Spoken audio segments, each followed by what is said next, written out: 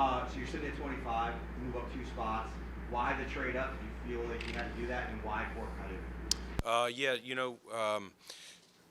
the corners went early there for a little bit, so we thought there was going to be a run. We thought we may be looking at another position, but we had a good grade on Kaiir, and we were down to one player in the first round on our board, and so at that point it just made sense. Not sure what those teams would have taken, but there was a lot of trade action going on too, so you don't only have to look at what they might take, you got to look at the teams behind them that may be saying something different. So it just felt like it was within striking distance, and obviously I've been hearing it loud and clear. We don't have a corner from every single one of you, neighbors, kids, everyone. So we'll all sleep good tonight that we added a corner. You too, Waro. I see you looking at me. What about that? I mean, I know you wanted to follow your board and you had your board set up the way it was, but when it came down to it, how big of a striking need, immediate need, was cornerback in your eye at this point? Yeah, it's definitely one that we wanted to add depth, and we looked in free agency too. And again, we looked last year in the draft for a corner, but we had to follow our board. Now, fortunately, this year there's some up high. You've seen them go early, and McDuffie went right before Kaiir, and there will be some more. There's still some good players, but if we would have missed here on it, you still don't know how it's going to fall tomorrow at 57. It was within striking range. Didn't have to.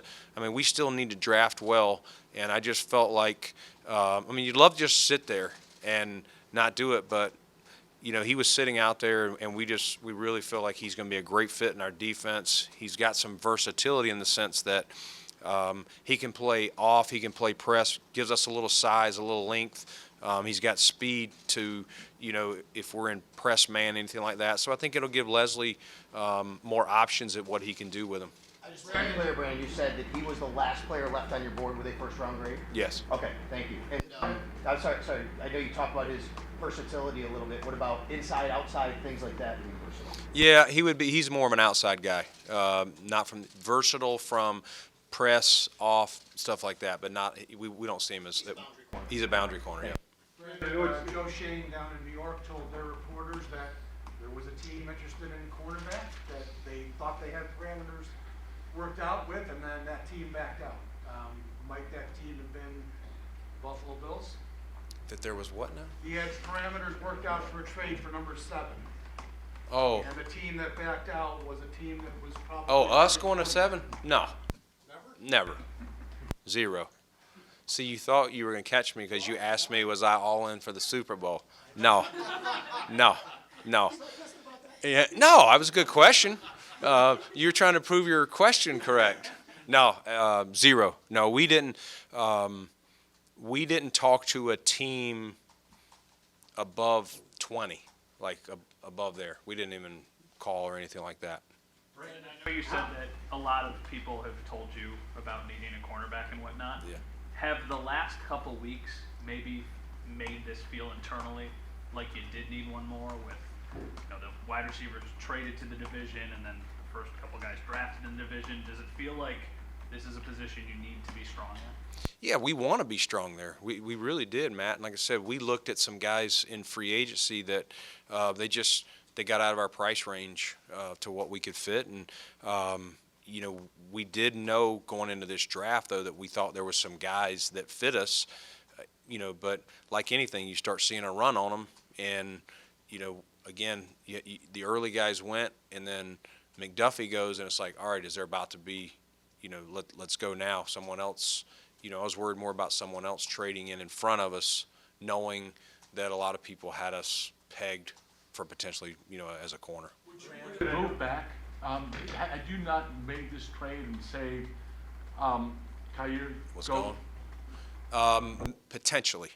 Brandon, how much of a concern is Trey's knee when it comes to making this pick, at least for the start of the season? Well, it's not a concern. It's just it's an unknown of exactly what his timeline will be. It's still too far out. I mean, he's hitting everything. He's done a great job, but yeah, I mean, we want to be, again, we want depth there. We also lost Levi, and so separate of Trey, you know, we lost Levi. We still have Dane. We want competition at every spot, and so this is another guy. You know, Kaiir will have to come in and earn it. Like, we still expect Trey to be ready to roll here, you know, hopefully at the beginning of the season. We'll see.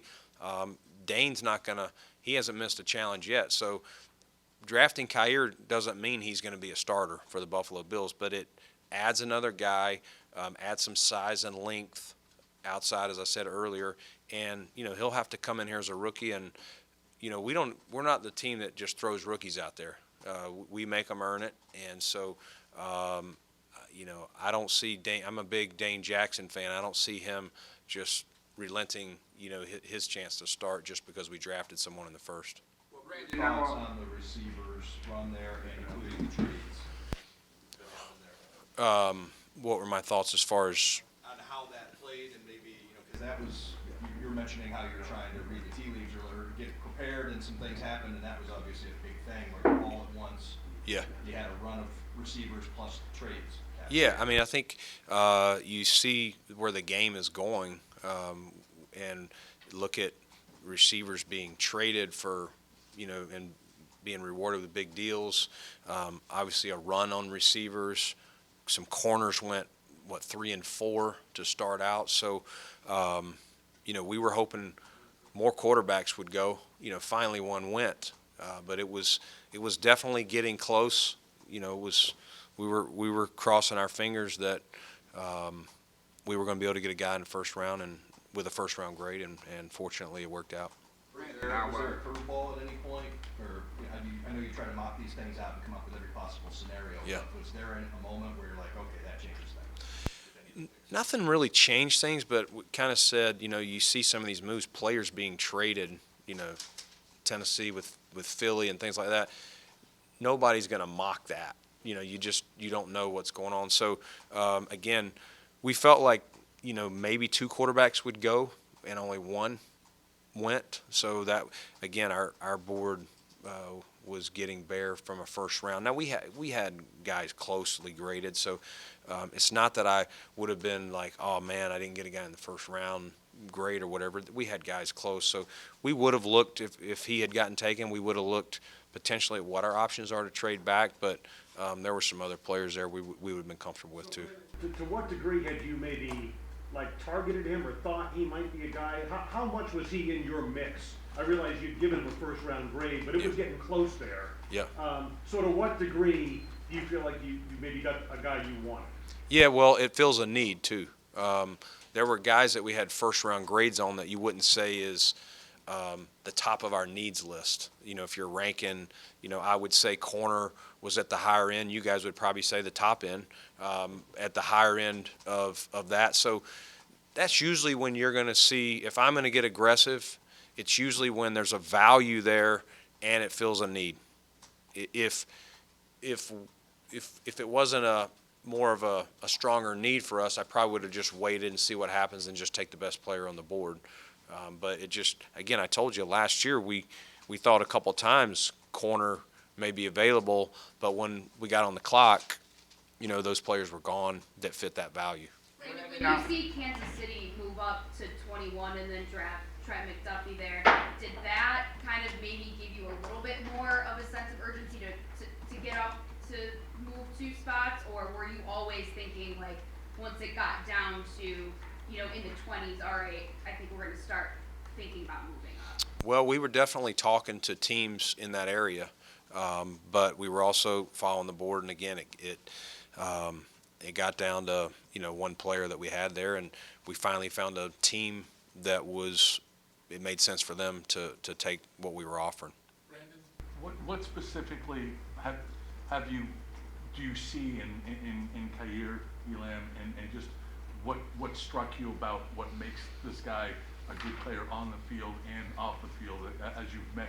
I'm sure you've met with him. Yeah, I mean, first off, you know, his plays, he plays in the SEC, which, you know, is the closest thing to our level, you know, and he's going against, Jamison Williams and a lot of these guys, Traylon Burks, he's gone against some top-tier talent in his career, guys that have already been drafted a year ago, and he's still a young. We think he's got a high ceiling. He's a young player. I think he's still 20, maybe.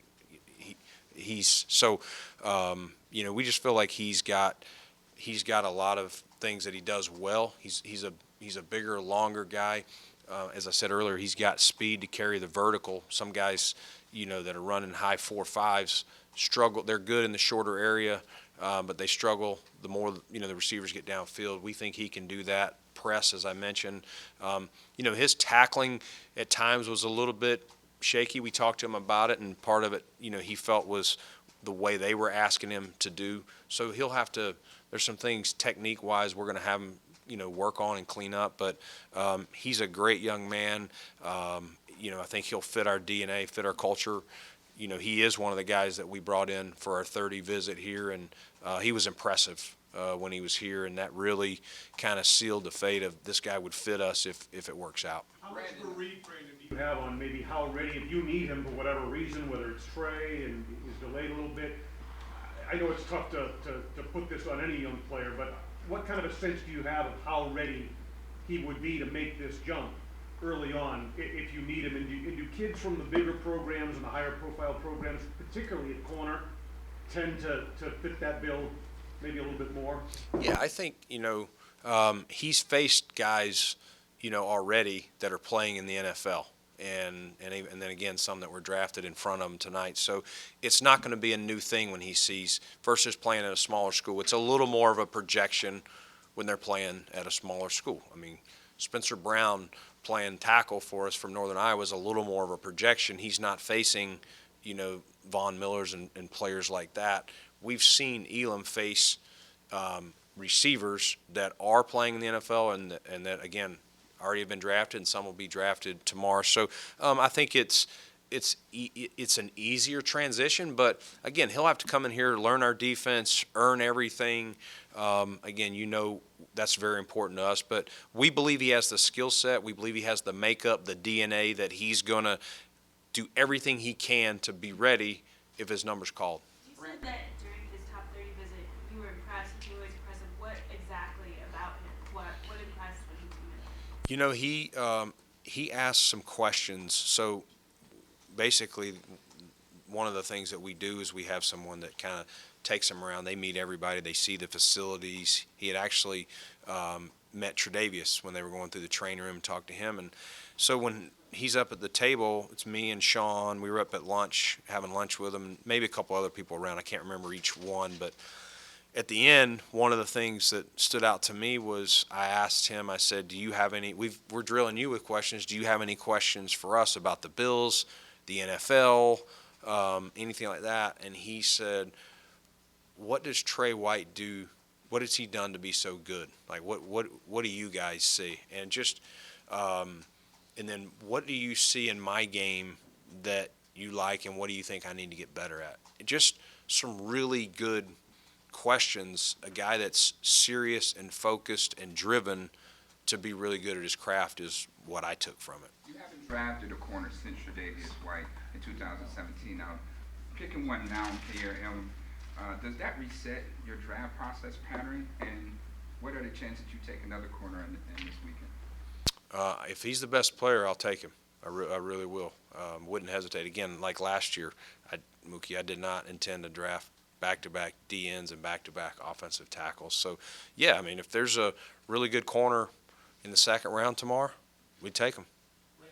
When you joked by saying you heard it from people, your neighbors, the media and all, how much did you hear it from people, your neighbors, or people if you stopped at a coffee shop about the need for cornerback, and how much will you, and you said, how much will you sleep better tonight? Yeah, I'll definitely sleep better. You'll sleep good if you're really excited about where you got the player, where you valued him. You do all this work all year long, and you collaboratively, all our scouts, and then we get our coaches' input. It's a lot of work to put this board together, and when you get a guy that you put in the first round and you're able to get one in the first round, obviously he's got to he's got to be pretty darn good to be in your first round. As we said earlier, most teams don't have anywhere near 30 to 32, in any given year. And so sitting at 25, it's easier to get one in the first round when you draft 9 when we took Ed. But sitting at 25 or last year 30, it gets your board gets thin quick. And so we were definitely ready. We had conversations with people to move down. That was a serious conversation. I honestly, the way it was going early, I was like, we're going to end up moving down. I really thought that. But luckily, Kaiir lasted as long as he did. Brandon, we know what kind of season this is. I mean, smoke screens everywhere, like a team full of players. The one report, though, for the past week is that the Bills love Breece Hall. You said that you only have one player left, that one first-round grade left. When you see things like that, like a specific player knowing how things tend to stay in this building, you kind of like it a little bit. That maybe it's not true. Not saying it wasn't, but like when those reports are out there as you're kind of navigating this. Yeah, I mean, I don't know where the reports come from. I know they don't come from our building. We don't put out smoke screens. Like, it's not something we do. So I definitely heard about it. We tracked, what, locally it seemed to be more receiver or corner. Nationally, it was definitely Breece Hall. And, I'm assuming a lot of people are kind of studying what other people are saying too. Whatever reason, it picked up a trend, and so maybe that's what happened. I'm not sure, but we don't really get into trying to put out smoke screens. I think it's a waste of time. How much do you feel like puts out smoke screens and saying. I don't lie, Tim. So I can honestly say we don't put out smoke screens. What can you tell us about his ball skills? His ball skills? He's got ball skills. You see it when he's had opportunities. Harder. It'll be easier.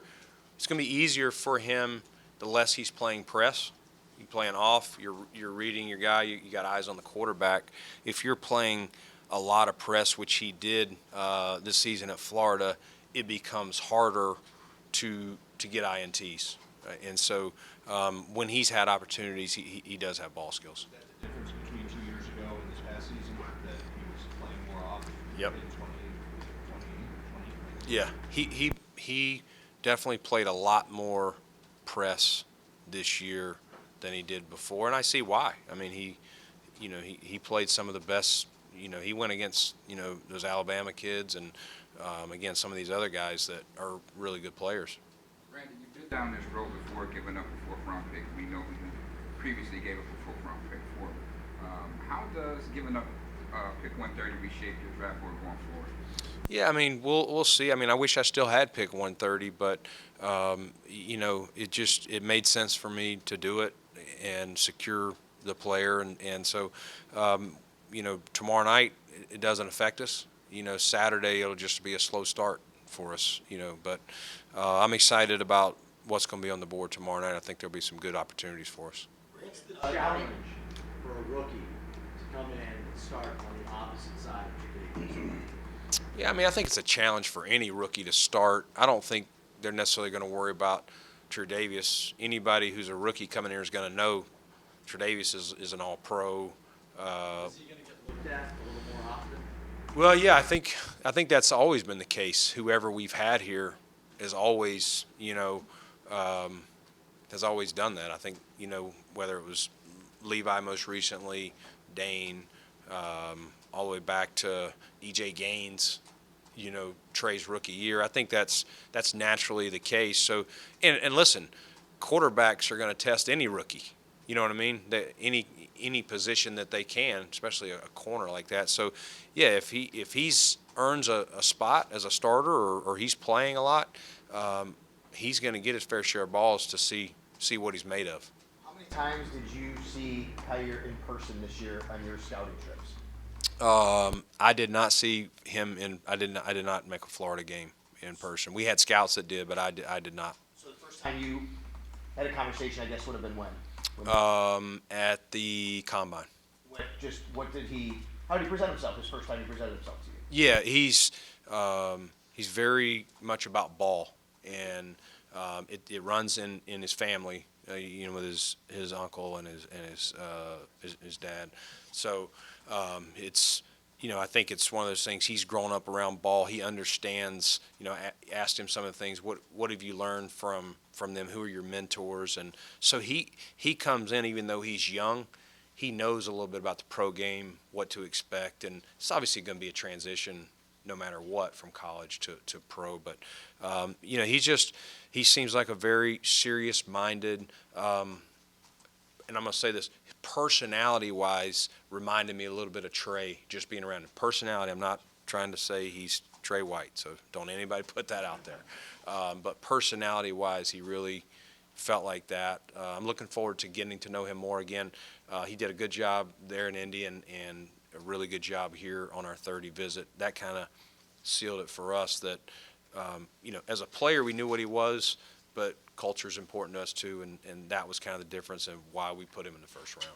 Brandon, I was going to follow on Matt's question about Brees Hall, and I know you've been asked this before, but I suppose in the context of the draft, it makes sense to bring it back up again. To what extent do you feel like you need to address the running game offensively moving forward? It's like I said, Adam. It's the same thing. It's if there's a runner there that we think can help us, we wouldn't hesitate to turn it in, and that's any round, and that's same as corner. It's got to fit the value for that, what that player is going to add to our offense. What does that runner do for us? Is he a sub back? Is he a 3-down back? Is he a speed back, home run hitter, but not really between the tackles? How does he hold up in pass pro? So all those things kind of puts his value where he's on our board. But again, we think there's a lot of positions that we could add to. I don't really rank that as like, man, we gotta lead this draft with that. So you would call corner an area of need earlier in the press conference. Yeah. And I think a lot of people would ask you, would you consider the type of runners you have and the dynamic of the run game, would you consider that an area of need, or? You can always add to it. I'm not sweating it. Probably, corner was definitely a higher need, without going through where each position is on the pecking order. Does that make sense? That seemed obvious. Actually. Yeah. Last one, Matt. 4.39 speed at the combine. Where does that meet in terms of his recognition? And you mentioned his ball skills, but how he plays the position. Like, how do those two things meet up? Yeah, his speed, his straight line speed is good. He's a longer guy. He's over 6 foot, so those guys really have to clean up their transition. When they're backpedaling, some of the shorter guys can get out of it quicker. Those are the things that he'll have to continue to work on when he's not in press, when he's playing off or press bail. But the thing I saw with him is he actually got hurt on the play, but he's running against Alabama. I can't remember if it was Mechie or Jameson, but one of those guys, it's like a deep over route, and you can see him carry the vertical. That's what you want to see. You want to see their transition, their ball skills, their tackling, but what are they going to do when they're facing a speed guy? How, their recovery speed, how do they hang with him? And it was not an issue with him. Awesome. Thank you, guys. Appreciate it. Thank you, Brandon.